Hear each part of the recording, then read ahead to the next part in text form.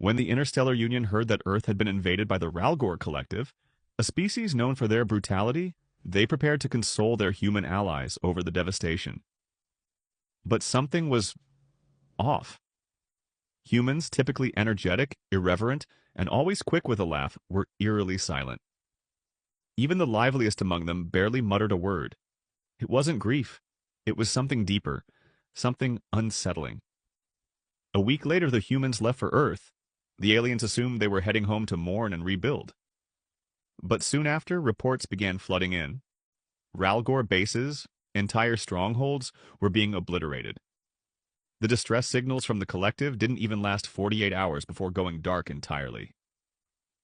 It was then that the Union was reminded why the elder species had always regarded humans with caution. In a quiet corner of the star station, an elderly Ralvan merchant paused from cataloging a relic.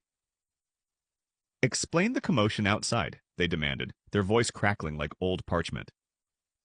Their assistant, a young Vedran initiate, stood frozen at the viewport, watching humans boarding transports en masse. "They're leaving," the Vedran murmured. "Leaving? For what reason?" The assistant hesitated. "The Ralgors attacked their planet last week. Perhaps they're going home to assess the damage." The Ralvan set down the relic with shaking hands and moved to a hidden vault. They began packing ancient artifacts into a secure bag. "Seal the shop," they commanded.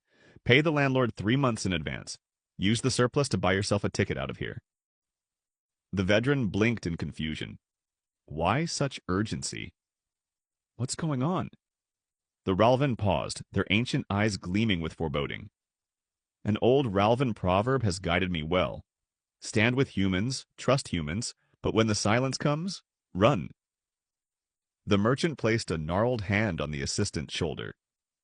"This silence, it is here again, and I will not wait to see what follows." Without another word, the elder shuffled toward the exit. As the shop door slid shut behind them, they flipped the sign to closed and disappeared into the crowd, leaving the Vedran staring after them, bewildered, and perhaps a little